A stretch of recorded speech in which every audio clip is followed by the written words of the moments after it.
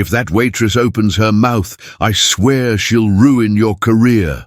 The words echoed among the crystal glasses in the restaurant, shattering the elegance of the ambience. Eyes turned to the young woman in the simple uniform, who remained silent, unaware of how much her life would change that night. A few hours before that sentence cut through the air, the financial lawyer was already walking as if the restaurant were his. Ethan Brooks, 40-something, designer suit, shoes that shone like mirrors. His hair pulled back, his expensive watch blinking under the amber lights. "Nothing can get out of my control today. Understand?" He growled into his cell phone as he crossed the lobby. "Yes, Mr. Brooks. Secluded table. Impeccable service, silence. The client doesn't speak English, but the interpreter has been confirmed. No improvisation." The maitre d' greeted him with a formal smile. "Mr. Brooks, your table. Wine at the perfect temperature. Perfect. And let the staff know, I don't want anyone hovering over our conversation." Ethan's routine began before sunrise. Black coffee, 3 screens lit with graphs, emails fired off with short, cold sentences. He lived on a glass-enclosed terrace in Midtown. Expensive views, expensive silence, expensive life. He practiced a technical smile in the mirror. 2 seconds, without showing his teeth. "I'm closing today. I'm going up today," he murmured in the morning, slipping contracts into his leather briefcase. The main dining room looked like a dimly lit jewelry store, chandeliers like constellations, a soft piano, napkins folded with almost mathematical precision. Ethan surveyed everything like a general mapping trenches. Still water, and "Quiet you," he said to the waiter, pointing to the reserved table. Between quick steps and steaming trays, Renata Avila passed almost invisibly. Her uniform was simple, her hair tied back, her eyes alert. She lived in a studio apartment in Queens, where the sound of the train was both a clock and a song. She woke early, left a note on the fridge, "Don't forget your medicine," and caught 2 buses. On the way, she opened a crumpled notebook with foreign words underlined in pencil. "Renata, focus on the tables in the back." The manager warned curtly, "You're welcome. And attention, VIP guests today. No talking, just serving." "Understood." She took a deep breath and smiled at her colleague in the kitchen. "It'll be all right," she whispered, as she lined up silverware and checked glasses against the light. She carried fatigue on her shoulders, but a firm delicacy in her hands. The revolving door moved almost silently. Kenji Sato entered with the stride of someone who needed to prove nothing. Dark suit, erect posture, observant gaze. There was something calm and precise in the way he held a thin briefcase naturally strapped to his body. When the maitre d' said, "Good evening," he replied with a slight nod and a "Konbanha," konbanwa. "Mr. Sato." Ethan stepped forward, flashing his practiced smile. He shook his visitor's hand with calculated strength. Sato inclined his head in a brief greeting. He searched for the words, found none in English, and simply repeated calmly, "Yoroshiku oyen ishimasu. Yoroshiku onegai ishimasu." Ethan stuck to the script. "Can we—" He pointed to the chair, speaking slowly, as if volume determined language. "Sit." Sato understood the gesture. He sat with restrained elegance, placed his briefcase on the table, and arranged a small pen next to his napkin, aligning everything meticulously. His eyes swept the room, the piano, the candles, the staff. There was no impatience in him. There was silence. Renata, a few steps away, balanced a tray of warm bread. The smell of toasted butter cut through the soft tension of the room. She noticed at a glance. The visitor spoke another language, moved his hands carefully, made small gestures instead of words. "Next table. Renata, take care with the service," her colleague whispered. "I'm coming." Ethan raised his hand to the maitre d'. "Bring the water." "No." He gestured with his palm down, summing up the sentence with a gesture. "Ice." Renata set the bottle on the table next to her, and the customer smiled at her. "This bread smells good. Just out of the oven." he replied softly, with a simple pride that warmed his voice. At the reserved table, Ethan leaned back in his chair and spoke into his cell phone, his voice low but firm. "Confirm for me. Is the interpreter on the way? The client does not speak English. I don't want any surprises." He hung up, straightened his tie, and checked the glint of his own reflection in a silver spoon. Sato watched. From time to time, he searched people's faces for some clue that didn't require words. When Renata passed, he followed her with his gaze, not from above, but as an equal. He noted the precision with which she aligned the cutlery, the silent attention, the kindness that didn't ask for applause. Her fingers lightly touched the folder, an automatic, protective gesture. "Complete privacy," Ethan announced, summoning the manager with a snap of his fingers. "I want distance. Distance." "Yes, Mr. Brooks," the manager replied, scanning the room for any noise. The candles flickered in the crystal as Kenji Sato placed his hands on the folder. The elegant silence of the restaurant deepened. With slow movements, he opened the metal latch. The dry click echoed more than it should have. Ethan sat up straighter in his chair, his eyes hungry. From inside, Sato pulled out a thick document, written entirely in Japanese. The columns of ideograms were dense, precise, almost artistic. He slid the paper across the white tablecloth, gently pushing it toward Ethan. "Kore ga chiyueshu desu," he said in a calm but firm voice. Ethan blinked, lost. His practiced smile faltered. "Yes, contract.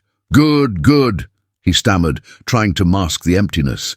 He scanned the pages as if searching for familiar words, but found only indecipherable symbols. Sato waited. His calm gaze betrayed no impatience, but neither did it offer any help. The document rested between them like a wall. Ethan cleared his throat. "One moment, please." He pulled his cell phone from his pocket, typing quickly. He called someone, pressing the receiver to his ear. "Where's the interpreter?" His voice came out in a tense whisper. "I was supposed to be here 10 minutes ago. The client has already opened the contract. I can't stand still." On the other end, a muffled voice apologized. "Traffic, unforeseen, almost there, almost there." Ethan gritted his teeth. "You had one job. One!" He slammed the phone shut, throwing it onto the table. Sato watched, leaning forward slightly. He didn't understand the words, but he understood the tone. His expression didn't change, but his eyes narrowed with a flash of suspicion. Ethan tried to smile again, but sweat was already trickling down the back of his neck. "No problem, just a few minutes." "Interpreter." He spoke in English, speaking slowly, as if the volume could break through the language barrier. Sato remained silent. He tapped his index finger lightly on the corner of the page, signaling the importance of the text. The message was clear. He didn't want to wait. He wanted to move forward. A waiter approached cautiously, offering wine. Ethan waved him away.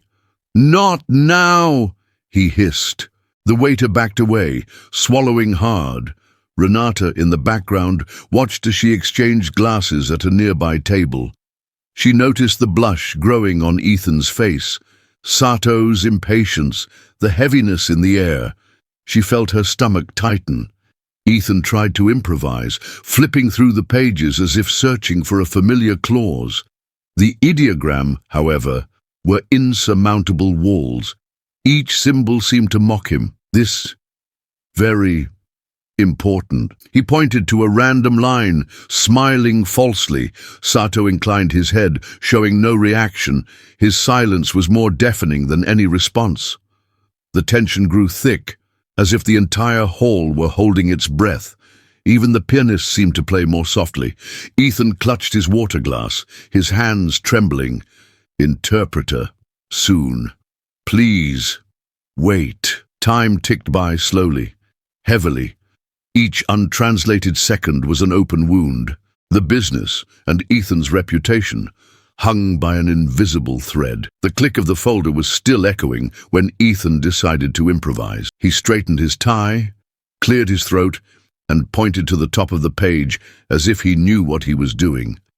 Mr. Sato, we can proceed. ROI, equity, partnership. He spoke slowly, as if slowness resolved the language barrier. Sato frowned slightly. Sumimasen, Ying-Yuha, Sumimasen, Eigo wa, and let the sentence trail off. It wasn't rudeness, it was honesty. He didn't speak English. Ethan smiled tightly, the sweat on his temples already glistening in the amber light. He flipped open his phone under the table, typing furiously. Voicemail. Again. Voicemail. Where's that interpreter?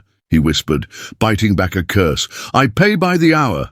By the hour. The maitre d' approached with the caution of someone treading on glass. Mr. Brooks, anything we can get you? Silence and efficiency. Ethan didn't even look up. And bring something. Sato methodically turned the page and pointed to a central clause.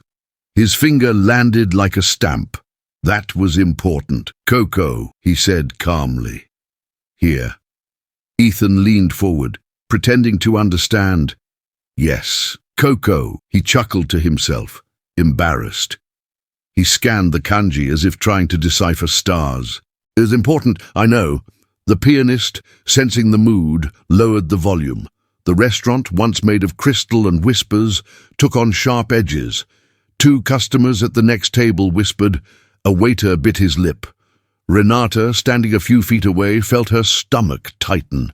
She recognized the design of the ideograms. She recognized every curve. But the uniform weighed on her shoulders like a reminder. This isn't her place. Ethan tried one more trick. He picked up a pen, underlined a random line, and blurted out, penalty, clause. Right. Sato tilted his head, trying to guess the meaning of the play. His silence wasn't empty. It was analysis, and the silence, there, hurt Ethan. The lawyer noticed curious glances directed at the table. His face hardened. Okay, enough, he said too loudly. He summoned the manager with a snap of his fingers. Do any of the employees here speak Japanese? The manager cleared his throat, cornered. Not that I know of, sir. Ethan gave a dry, mirthless laugh. All of New York and no one speaks Japanese. Unbelievable. He ran a hand through his hair impatiently. The phone rang. He answered it in a rush. Where are you? The answer on the other end was no salvation. 15 minutes. 15. He hung up without saying goodbye.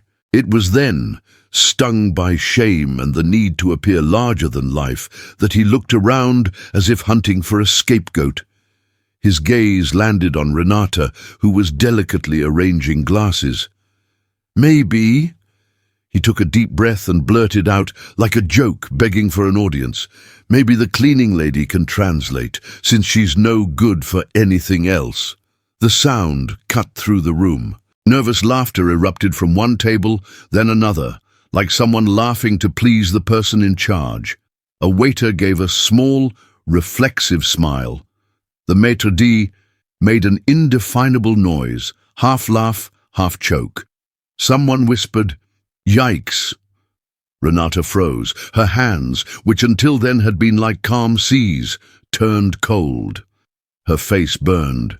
She took a deep breath, then 2, but the air came in spurts. Her head lowered on its own, as if searching for a place to hide within her own chest. Her eyes sought the edge of the towel, a random white spot, and remained there. Sorry, her colleague murmured softly from behind her shoulder. Pretend you didn't hear. Renata nodded voicelessly. Ethan, fired up by the laughter, continued digging. In fact, I'll do better. He raised his glass as if toasting himself. I'll give you my month's salary if that lady translates a single line correctly. 1. More giggles, shy and crooked. A lady at the back table glared at her husband, who had laughed. The husband swallowed hard and lowered his gaze to his plate. Kenji Sato didn't understand the words, but he understood the scene. His eyes, previously serene, sank 0.5 millimeter. He looked away from Ethan and, for a moment, rested them on Renata. There was no pity, there was silent respect and a trace of disappointment with the surroundings, with the posture, with the humiliating noise. "Shi Li," he said shortly, almost to himself, impolite. Ethan didn't notice. He was too busy playing the role of the man in control. He pointed to the contract as if giving orders to a piece of paper. "We'll wait for the interpreter. That's it." He tapped his pen on the table, marking the sentence. Until then, no intrusion. The disconcerted manager tried to diffuse the tension by offering wine to nearby tables. The pianist missed a note and started over. In the background, the clanging of pots and pans in the kitchen sounded too loud for a second, as if the restaurant, that living organism, had coughed. Renata picked up 2 glasses from a table and walked to the sideboard. Her hands were shaking. She pressed them against the wood to steady herself. An old memory came back like a flash. A classroom, a blackboard, voices calling her name respectfully. The flash faded. She saw the reflection of her own uniform in the silver of the sideboard again. "Are you okay?" her classmate whispered. "I am," she lied. Ethan, still armed in the center of the table, made sure to complete the humiliation with one last shove. "This is a serious meeting. Those who serve, serve. Those who decide, decide. Everyone in their place." The sentence hung in the air, thick, reeking of disdain. Sato took a deep breath. He aligned the pen with the napkin meticulously, as if trying to restore order to a broken space. His eyes returned to the contract. His finger, once again, touched the central clause. Wait. Pause. Renata's hands were still shaking as she set her glass on the sideboard. The echo of Ethan's joke burned her face. Then something inside her straightened. She took a breath, once, twice, and walked to the table. Her steps were firm, her gaze was low, but clear. "Excuse me." Her voice was soft, yet clear. Ethan raised his hand sharply. "Don't touch that paper." Renata didn't touch it. She leaned in close enough to see the lines. She looked first at Kenji Sato, not at Ethan. And did with the delicacy of someone asking permission, she said in Japanese, "Shi Li shimasu. Kochira yomiagete mo yoroshii deshouka?" "Excuse me, may I read this aloud?" Sato lifted her chin a millimeter. Surprise. Then a brief nod. "Duzo, please." The piano stopped on instinct. Forks were suspended in the air. The light seemed sharper. Renata moistened her lips, located the central paragraph and read, without stumbling, "Di shu erchiao, weige kin oyobi sonkai paicho, gie ga honki yaku ni wihan shita ba yakiwa." I paused briefly, turned slightly to Ethan, and translated calmly in a clear voice, as if opening a window. Clause 12. Penalty and liquidated damages. If Party A breaches the contract, Party B may... He explained the entire passage, line by line, without rushing, without showing off. Ethan laughed dryly, trying to regain control. "Any app can do that." "Eskuro kozuo ni gansuru jiaogenha," Renata continued, back to Japanese, regarding the escrow account conditions. She translated back into English, simply, "The funds are kept in an escrow account until all steps are delivered. If something goes wrong, the money is returned." Sato leaned in. His eyes, previously suspicious, now shone with restrained interest. "Muda, what about the return calculation?" "And the return calculation?" Renata nodded without hesitation. "What about the return calculation?" She turned to Ethan. "It says here that it's not simple interest, it's compound interest, with a quarterly performance review." The maitre d' exchanged a glance with the pianist. The kitchen, far back, quieted down on its own. The silence in the room had a different weight, no longer of fear, but of attention. Ethan clicked his tongue impatiently. "That's enough. Let's wait for the professional interpreter." Sato raised his hand, urging Renata to continue. The gesture was brief, but definitive. She pointed, without touching, to the footer. "Dingyi Deu Deriziensu Jongdana Shatsi Buka Konli," translated, paused. Definitions: due diligence, hidden defect, force majeure. The text explains that if there is a problem that no one could foresee, the parties renegotiate deadlines and costs. Ethan tried one last attack. "You're disrupting a meeting of millions." Renata took a deep breath. There was firmness, but also kindness when she replied, "I'm just translating what's written." She turned to Sato, in Japanese with transparent respect. "Biyao deshtara tiaoshan goto ni yoten wo matomemasu." If you wish, I summarize the key points by clause. "Owen ishimasu," said Sato, almost in a whisper, "please." Renata began her cadence, bridging the chasm. Clause 3, deadlines, phased deliveries. There's a fine for unjustified delays. Clause 6, confidentiality. Everything seen and heard here remains confidential. Clause 9, audit. Party B can verify figures quarterly. Each sentence laid a brick of meaning. Each pause gave space for the listener's breath to return. Renata's face, still flushed, now had a different light, not of shame, but of certainty. Her voice was clear, her articulation precise, her rhythm serene. There was no showing off, there was service. Sato asked a brief, technical question. "Shitachi ga hakken sareta baai no touchi kikan wa?" Renata replied without a hesitation. "30 inai, jissho sachi no teian mo doji ni."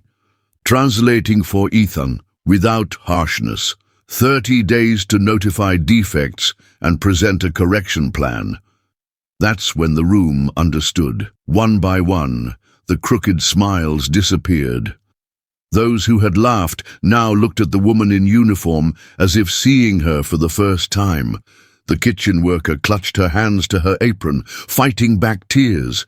The manager straightened, embarrassed by his own laughter from just a few minutes ago. Ethan, standing still, seemed smaller inside his own suit. His expensive watch no longer gleamed. It was just metal. Who are you?" he said softly, not to be heard, but because the thought had grown too big to fit in his head alone. Renata didn't answer. She just kept the bridge standing, Japanese, English, idea by idea, as if giving everything its name back. "Yijon ga shuyo na pointo desu," she concluded, with a slight bow. "Those are the main points." Sato took a long breath. Then he spoke slowly, looking into her eyes, each syllable carrying the gravity of something that changes the direction of a night. "Arigatou gozaimasu. Thank you very much." The silence was complete. Renata took a half-step back, as if asking her own heart for permission. Kenji Sato kept his eyes on her, attentive, respectful. His pen stopped tapping on the table. "Doko de Nihongo o manabimashita ka?" he asked softly. "Where did you learn Japanese?" Renata took a breath, adjusted her apron and replied in the same tone, "Mekishiko no Kokuri Daigaku de. Watashi wa gengogaku no koushi deshita." At the public university in Mexico, I was a language teacher. Cutlery clinked in the background. The information swept through the room like a strange breeze. Ethan fiddled with his watch impatiently. "That's irrelevant," he muttered, but no one followed. Sato tilted his head slightly, asking her to continue. Renata moistened her lips. "Rihon yu to Spain yu no hikaku, hatsuon ya keigo no tsukaikata wo oshiete imashita." She taught Japanese and Spanish, compared sounds, talked about respect in the language. He looked at the paper, then at Sato. "Chokanryuga de inen Kyoto ni mo imashita, chisana toshokan de mainichi benkyou shite." "I lived in Kyoto for a year on an exchange program. I studied every day in a small library." She searched for the words in English so everyone would understand. "I taught. A full room, a blackboard, plaster on my fingers." She smiled slightly, as if touching a fond memory, and people with a sparkle in their eyes. The smile faded slowly. "But life changed." He made a small gesture with his hands, as if embracing a wave. "My mother got sick. The department lost funding. The bills mounted. I held on to what I could." Ethan snorted. trying to cut in.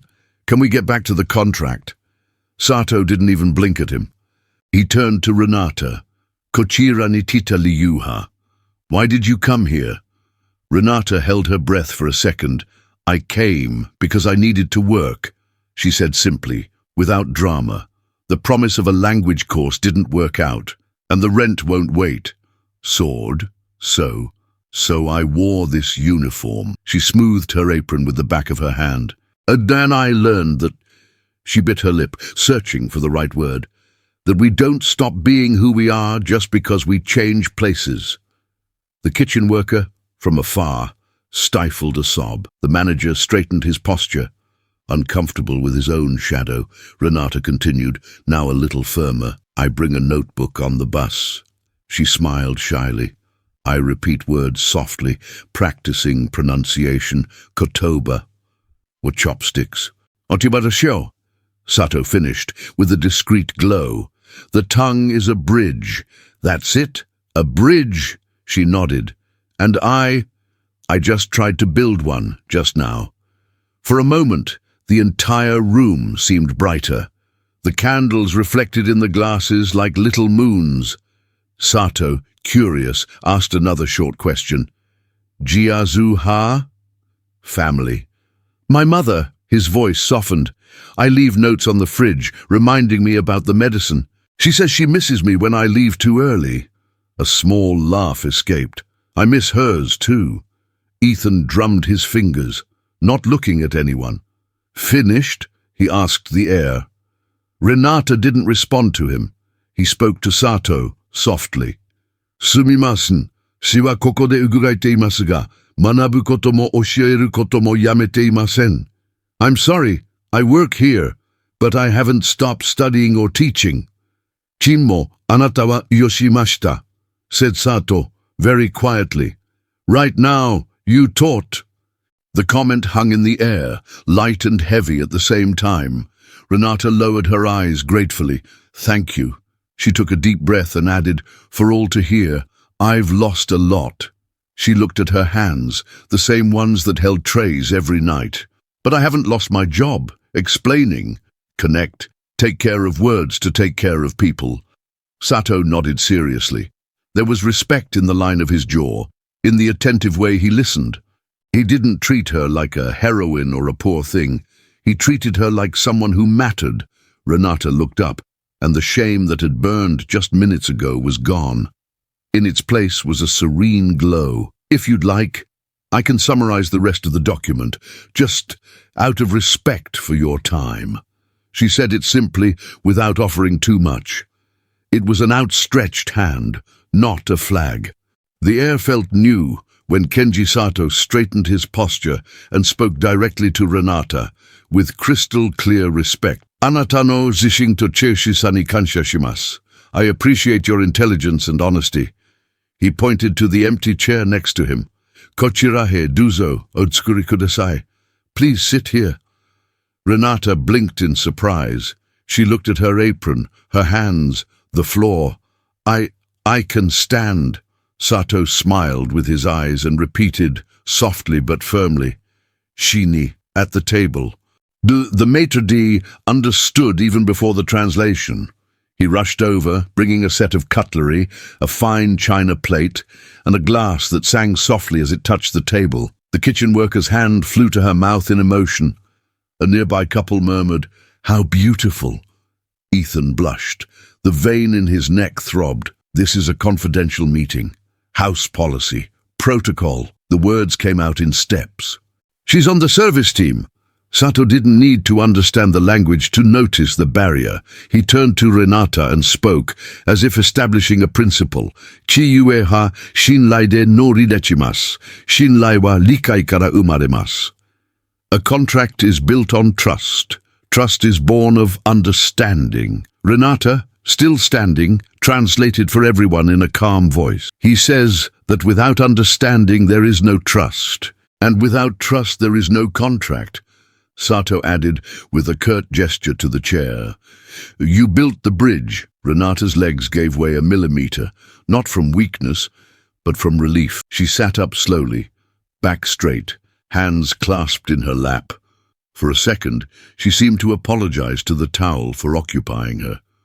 Then she took a breath and raised her chin discreetly. Ethan tried one last attempt, his voice bordering on harshness. "The professional interpreter is on his way.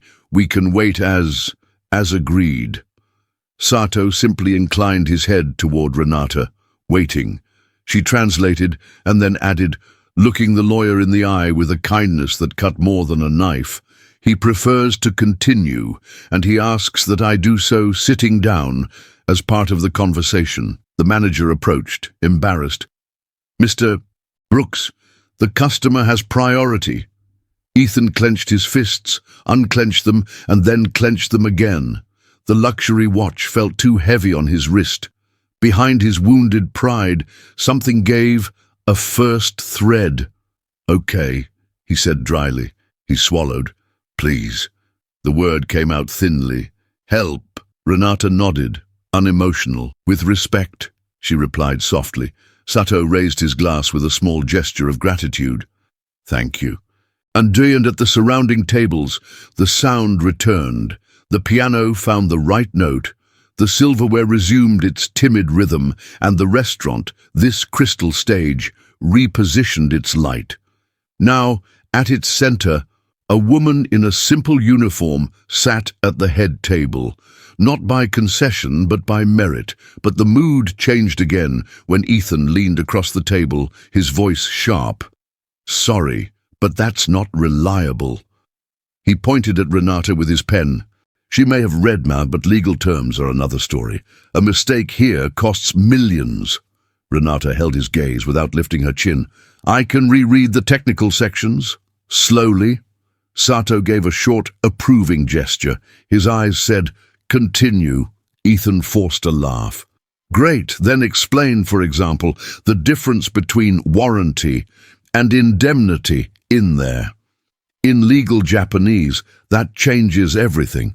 And Renata scanned the page, located the section, and read clearly, "Biao Ming Oyobi Bao Zheng, representations and warranties, indemnification." He paused and translated for everyone, simply, "Here, warranties are promises about the state of the business. Compensation is what the party pays if they cause loss." And he pointed further. "The text says that compensation covers direct loss and legal costs. Lost profits only in case of willful misconduct." Ethan's pen paused in midair. "Okay, and governing law?" "Junjufa, Nyuyokujofa." He answered without hesitation. "Applicable law, State of New York." "And jurisdiction?" "Dranshu de He Guansha, Ny Jun Caipansuo." And, in Portuguese, "Exclusive jurisdiction, NY County Court." Ethan pressed his lips together. "You must have guessed that." Sato didn't understand the sentence, but he sensed the harshness. He gestured for a specific point. Renata read, "Arbitration," and translated, "Optional arbitration clause for disputes over 5 million. Arbitration," she added to Sato, and re-explained, "Headquarters in New York, English language." Ethan sucked in a breath. "What about confidentiality? Let's see if you know what an injunctive is." "Relief." Renata nodded, turned 2 pages. "Show me Wu to Chaiziju Chi, injunctive relief," and translated, "If someone leaks information, the other party can seek an immediate court order to stop the damage without having to prove financial loss first." The maitre d', standing a few feet away, held his breath without realizing it. The pianist, out of the corner of his eye, crossed the keyboard with almost invisible notes. Ethan tried a deeper punch. "Force majeure clause." "Lots of people get that wrong." "Force majeure clause," Renata said evenly. "Events beyond one's control. Natural disasters, war, regulations, pandemics. Suspends deadlines, not payment obligations already due." A couple exchanged glances. Impressed, Sato, restrained, inclined his head approvingly. Ethan stepped forward, his voice firm to hide his trembling. "Compliance, anti-corruption, dirty money. Where is this?" Renata flipped through it with her fingertips, found the pad, and read anti-corruption and anti-money laundering clause. Relationships with public officials, gifts, and improper payments are prohibited. Audit may be required at any time, and IP, intellectual property, Jude Kaichan Kwan no Gaishu, Chenggo Wu Ha Yakni Gaishu, and, for everyone, whatever is created in the project belongs to Party B, except for pre-existing tools from Party A. Ethan laughed disdainfully. Or non-compete, he explained clearly, a 12-month ban on competing in a specific area. Limitations of liability. Zeran no Sushen, Jenkai Sonkai no Menza, Sogak Jogen wa Taika no 12 kagetsubun. No liability for indirect damages. Compensation ceiling equal to the amount paid in 12 months. The room felt like a classroom that had suddenly discovered its teacher. Ethan gripped the pen until his fingers turned white. This is dangerous. You might be interpreting it your way. Sato raised his hand, urging calm. He pointed to a section underlined in red. Kokowo. Here. Renata read slowly. Zhongda na satsu no tongzu oyobi shucheng jihua. Looked at both of them and translated. If there is a serious defect, Party A has 30 days to notify and present a correction plan. If they do not correct it, Party B may terminate the contract without penalty. Ethan tapped the paper with his fingertip. No, no, no. This says material breach. It's not a defect. It's a violation. She was confused. Renata didn't change her tone. Material breach is right below. She turned the paper a centimeter. Zhongda na Chiyue Wei Fan, material breach, and translated, serious breach of contract, entitles to immediate termination and compensation. He calmly pointed out the difference. Here it's a defect in delivery, here it's a breach of a central obligation. A sigh ran through two tables. It wasn't mockery, it was relief to see meaning where there had been smoke. Ethan tried to regain ground. Okay, then calculate the return on this performance clause. Here. He jabbed the pen at the text, nearly tearing the paper. Renata did the math mentally, her voice firm. Base rate of 8% per year, compounded quarterly.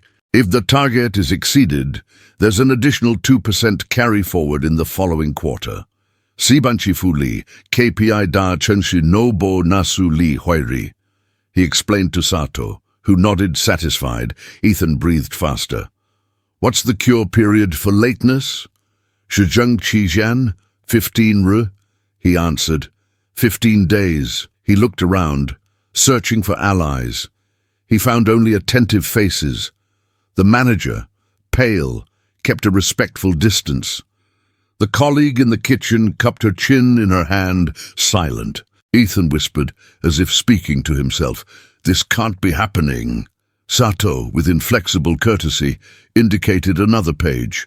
最终条项分离可能性. Renata smiled wryly. If any part of the contract is considered invalid, the rest remains valid. Ethan still tried. What about the change of control clause?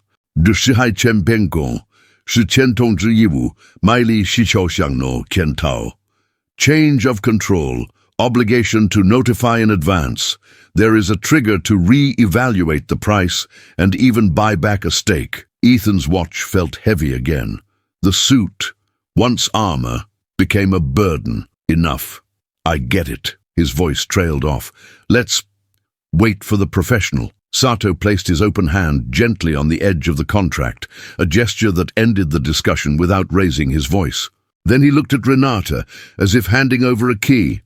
Sokete kudasai. Continue. Renata nodded. There was no vanity in the movement. There was service. I'll highlight the points that protect both sides, she said, so everyone understood. That's how contracts last. And the hall, made of crystal and shadows, leaned in once more to listen. The tension hadn't gone away. It had changed hands, and in place of the emptiness, a clear thread of excitement emerged, the feeling that, from this table, something just might be born. Renata shifted her weight in her chair, maintaining her upright posture, but her heart was beating like a drum hidden beneath her apron. The contract had now become a path before her, and each clause was a boulder she needed to cross firmly. Sato continued pointing out technical passages, some marked in red, others with notes in the margin. Explained the revenue-sharing model. Renata took a deep breath, scanned the section, and began. It says here that net revenue will be split 60% for Party B and 40% for Party A, but if performance exceeds targets, there will be an automatic renegotiation in favor of the party that invested more capital. And she confidently completed for Sato in Japanese. KPI chaugo no jange, zi hontosha no wari ni ojite saikyosha kano. The Japanese millionaire nodded, satisfied. Across the table, Ethan's fingers trembled over his pen.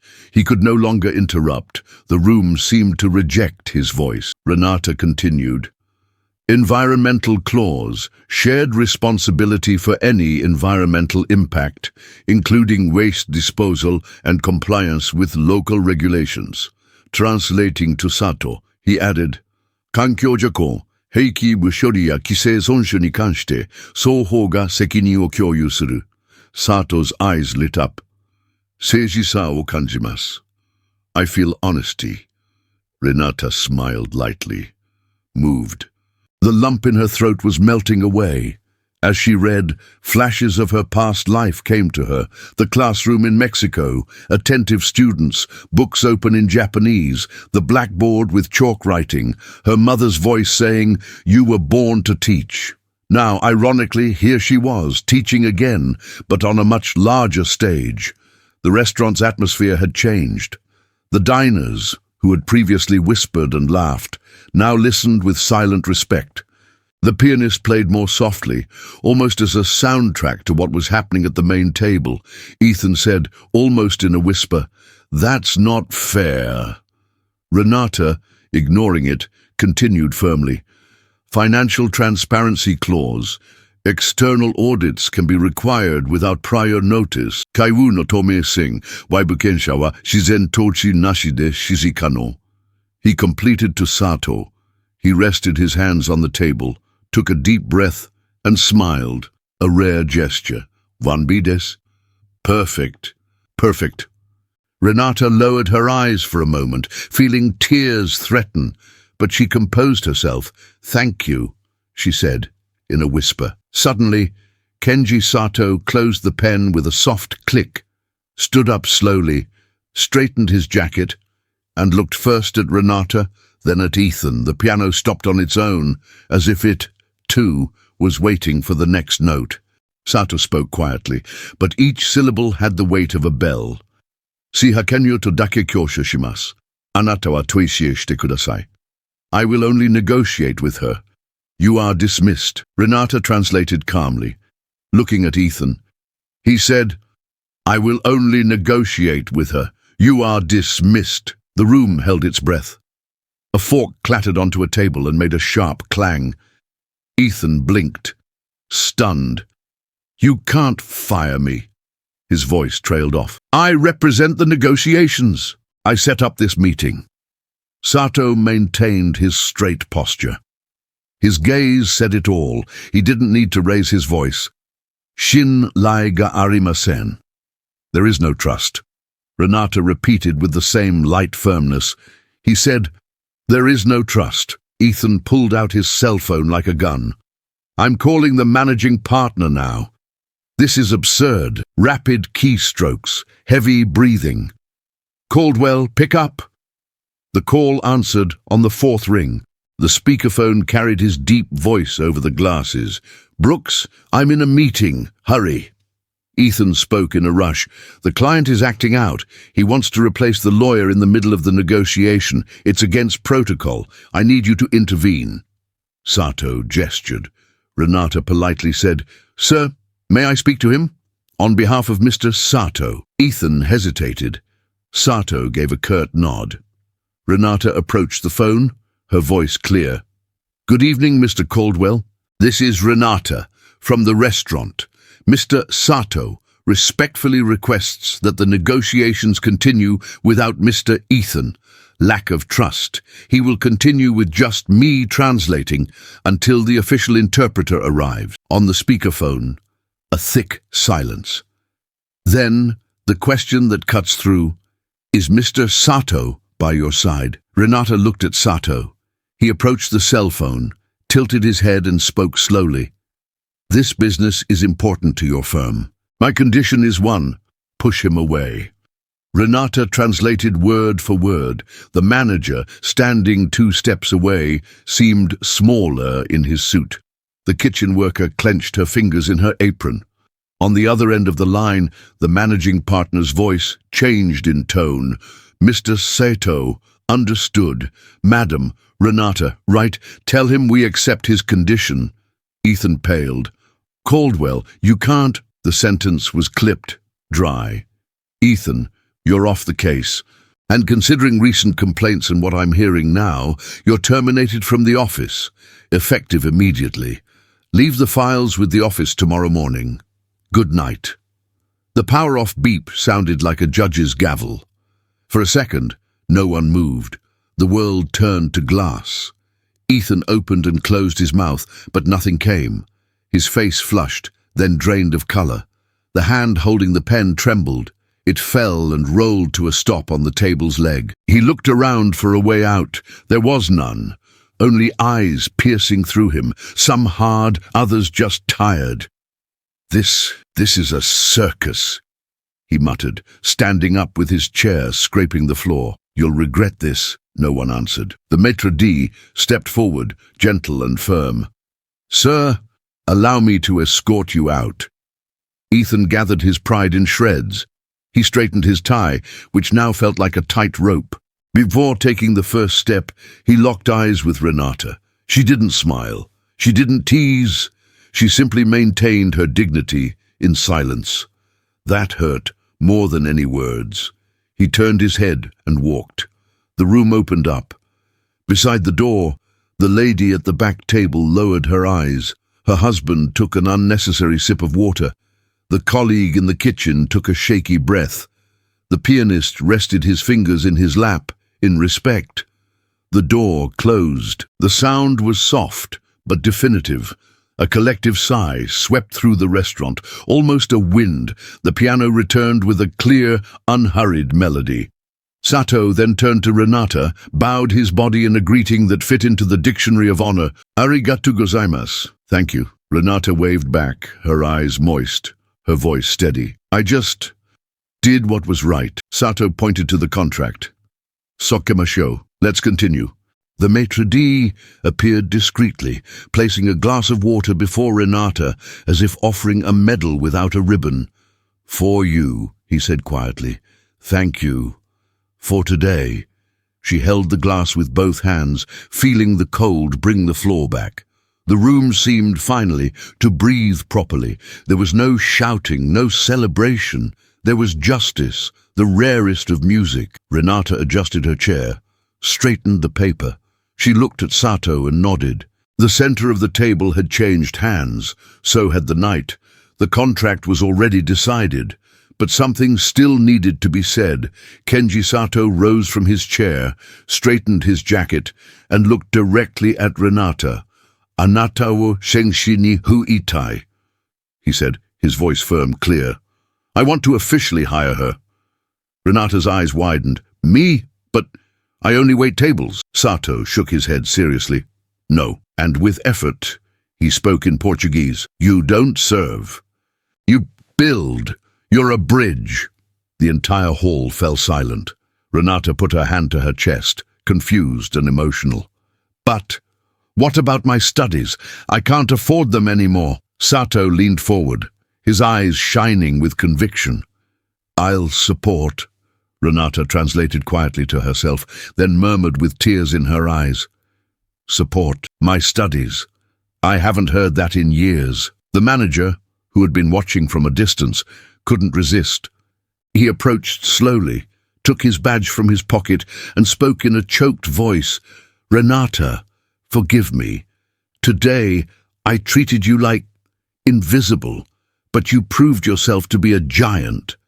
She shook her head shyly. "You don't need to apologize, sir." "Yes, you do," he insisted, almost pleading. "I laughed when I should have defended you. I'll never forget it." Her colleague from the kitchen ran to her and held her hand tightly. "Friend, you are light," she said, crying. "I always knew you were different. Now the whole world knows." From the back of the room, a customer raised his glass, a toast to the true professional of the night, and another table responded with applause.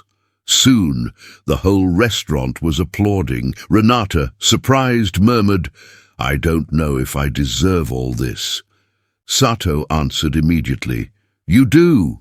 Just then, the restaurant door opened. Ethan walked across the room, head down, defeated. The applause continued, but none of it was for him. A customer muttered, "This one learned the hard way." Another added, "Arrogance doesn't pay the bill." Renata glanced at Ethan only once. There was no anger, no revenge, only silent compassion. He looked away and left, taking the weight of his own fall with him. Meanwhile, the applause continued. The pianist played a soft melody, accompanying the moment. The maître d' moved, gently pulled out Renata's chair. "Madame Renata, it was an honor to have you among us tonight." She smiled through her tears. "I just did what was right." Sato made a short, traditional bow. "Jinri, anata wa kibon wo bensemashita." Today, you showed hope. Renata bowed in gratitude. "And then you gave me the chance to believe in myself again." As he walked through the restaurant, he received discreet greetings. "Congratulations, madam. What beautiful courage. You inspired us today." With each step, her uniform felt lighter and her heart felt fuller. As she walked out the door, she breathed in the cool New York night air and whispered to herself, "I'm going back to school. I'm going to succeed," and for the first time in a long time, he truly believed it. ChatGPT said, "A person's true worth lies not in the suit they wear, but in the wisdom they carry. Knowledge may be hidden behind a simple uniform, but it will always shine brighter than arrogance." End of history.